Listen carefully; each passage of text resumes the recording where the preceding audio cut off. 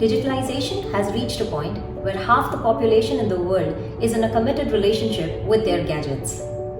No matter how disruptive the technology, its effectiveness and success would only depend on the factor when an organization engages with its customer and what strategies an organization adopts.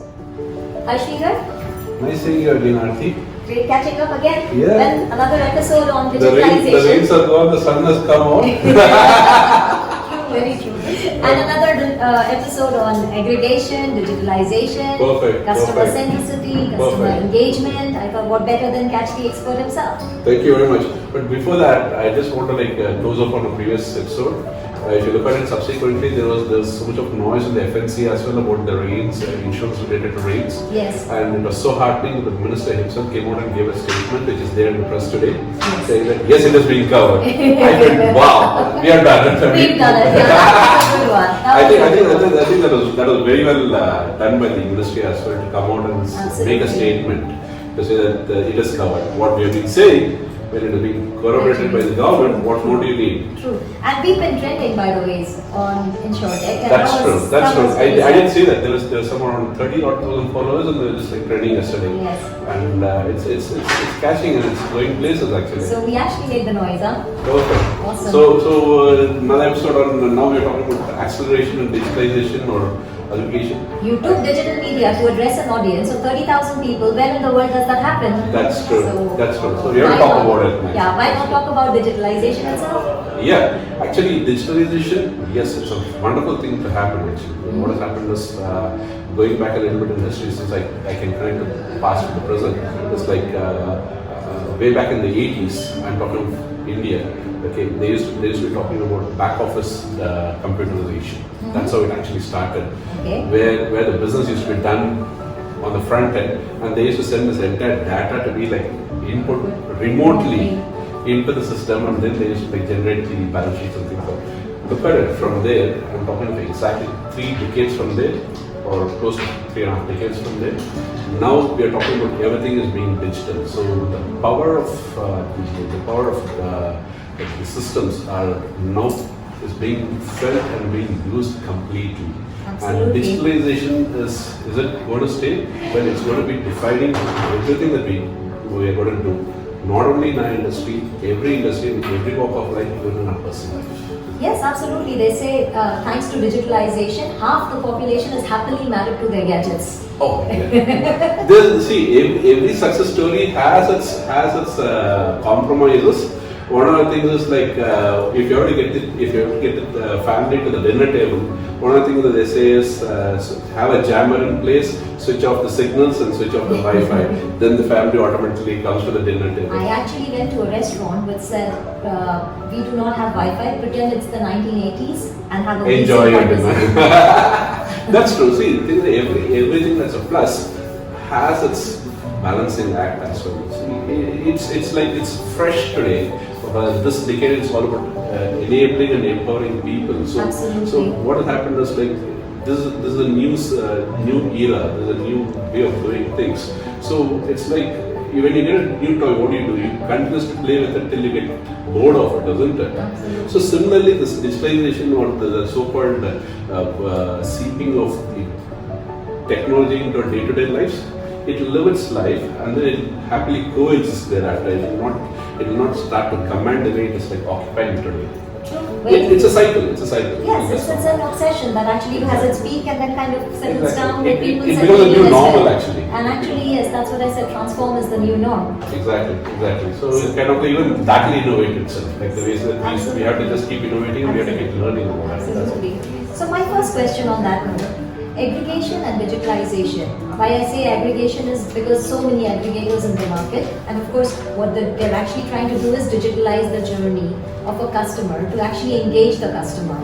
Now, is a new world this is a complete new world. While we say that people are happily married, but I also know half the population, as I say, the other half is still resisting this change, thinking that it's not sure of their purchases, not sure of what kind of promises, especially like insurance, that we say it's a promise and what we give is actually service related to that promise. Okay. So how do you think you can engage with a customer through this digitalization and reward his journey?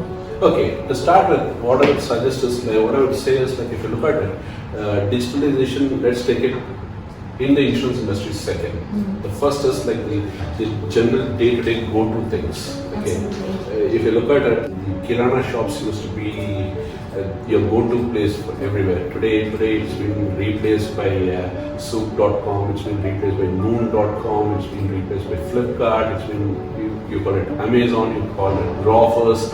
What has happened is, your day-to-day things today has been, what used to be at the corner of your road is now in your fingertips. So it has been adopted. Okay. Yes, there are certain aspects or certain products where they still would like to have a feel of it. Like if you're talking about capital good, you still have people roaming around the shops, trying to figure out the actual specifications and things like that, and then trying to take a little bit of a punt, trying to buy it online. Yes. There's still some fence sitters there. That's what we laugh about actually. There's still that fence sitters there. So when this is what the thing where you can actually, like, when you buy something, you can actually feel it, and where you can touch it. This itself, we are still evolving. I can understand what it is with insurance. It is not going to be so easy or so immediate, because for the simple reason is, as we spoke last time around also, insurance is not something that's not their go-to at the first moment itself. Even today, insurance is being considered as something that they have no other choice but to do away with. So what the adoption or the acceptance is slowly gaining on insurance, because again, thanks to digitalization, it's so much of information now. To say that gone are those days where you had a perception of the industry. Now we have information about the industry. Absolutely. When the information about the industry has come about, the decision making has become that much more better from the customer's perspective. The need is being felt, and the how to go about it is what they're now figuring it out. And I would say as a start to this would be is to, like, make it comfortable for people to, like, actually say, I can reach out, or I can, like, know what's the terms or what is the prices that's going on. So it's kind of like some sort of a aggregation the way it started, or it still is now in this market till what early last year was. Like, you had price indications being given out. Yes. Price indications being given out. Some comparisons being dropped down and things like that. But it's the start of the journey. It's the start of the journey. And I believe start of last year, one of the players actually upped the game. Actually, what they have actually done is, listen, you don't need price indication or product comparison. What you are doing is, when you're trying to insure something, you're trying to insure something that you own.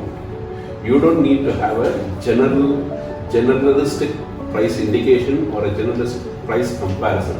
What you're looking at is, you're looking to say cover or insure your car. Exactly. It is you and your car, and it is not just any car at all. It is you and your car. But then again, you touched a very important point where you said touch, feel, sense, relate, things like that. So how do you think personalization will transform this journey? How important is personalization in this? Beautiful. That's what I said. The start of the digitalization was to give you a generalistic comparison, a generic comparison of prices, generic comparison of the products. But now from there, it's not about, for example, if I have to take an example, if we're talking of, say, Honda City car, you want to know what the price, what the premium of a Honda City car of X year was. But we have moved away from that. It is about, the customer says, it's not about a Honda City car, it is about my Honda City car. And I believe customers are that savvy that they also want to talk about pay as you go or pay by usage. So let's say if I'm not using my car for a certain span of time, like let's say my annually, why should I pay a comprehensive full-fledged insurance? That's going to be the next evolution, natural evolution. So what has happened is, from being a generic product to be a specific product, a personalized product to suit the requirements of the customer, is now being enabled in the industry also. Absolutely. In fact, UAE joined a select list of countries worldwide, okay, last year, when they enabled an end-to-end sales and distribution processes completely online. You don't need to be dependent on anybody, where you can get your covers personalized to say where you get prices or your products specific for your asset that you want to cover. Sure. Okay, they don't go about generalizing to say the price indication is so. No, this is your vehicle. Yes, we know about your vehicle. This is what your experience is. This is how your driving experience is. This is what your this is that your offers are bought from various insurance companies are willing to give you an offer at those prices, and this is how you can go about it. And not just that, once you pick up a product that you like the most, you can go ahead and issue your own policy. They have empowered you. Yes. And empower you all through the. Absolutely. Where a 2-year-old kid on Alexa actually ordered a whole gamut of things, and the parents were at work not knowing the, not having a clue about it. Exactly. And that was like a top of, news for quite some time. Well, welcome to the digital world. Yeah, thank you so much. Thank you. Thank you, and keep ensuring the interest. Thank you. Good job.